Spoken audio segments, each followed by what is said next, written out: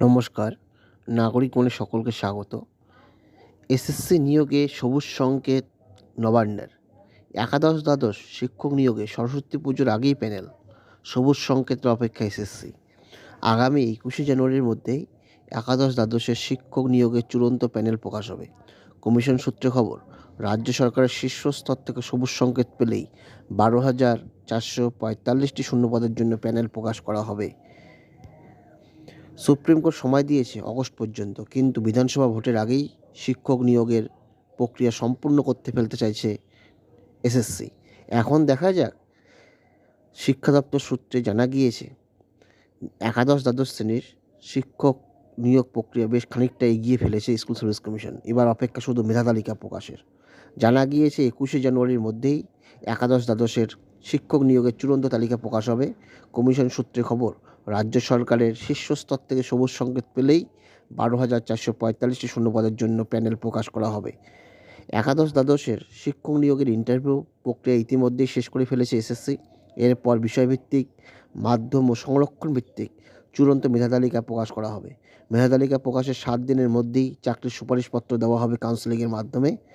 অর্থাৎ কমিশন সূত্রে খবর, 22শে জানুয়ারি থেকে সরস্বতী পুজো সহ একাধিক সরকারি ছুটি রয়েছে, তাই তার আগেই তালিকা প্রকাশ করতে চায় স্কুল সার্ভিস কমিশন। 27শে জানুয়ারি থেকে যাতে কাউন্সেলিং শুরু করা যায় সেই চেষ্টা চালাচ্ছে। একাদশ দ্বাদশ শ্রেণীর শিক্ষক নিয়োগের জন্য তথ্য যাচাই শেষ হয়েছে গত 4 ডিসেম্বর 2025-এ, এবং সেই সময় 35টি বিষয়ে নথি যাচাই হয় প্রার্থীদের। সেখানে 20,000-এর বেশি প্রার্থী ডাক পেয়েছেন। সম্প্রতি হাইকোর্টের নির্দেশে 27শে ডিসেম্বর 154 জন চাকরি প্রার্থীর তথ্য যাচাইয়ের জন্য নামের তালিকা প্রকাশ করে এসএসসি। সেই প্রার্থীদের মধ্যে 30শে ডিসেম্বর 78 জন উপস্থিত ছিলেন। তার মধ্যে থেকে 49 জন ইন্টারভিউ দিয়েছেন গত 8ই জানুয়ারি। গত বছর 7ই নভেম্বর প্রকাশিত হয়েছিল স্কুল সার্ভিস কমিশনের একাদশ দ্বাদশ শ্রেণীর পরীক্ষা।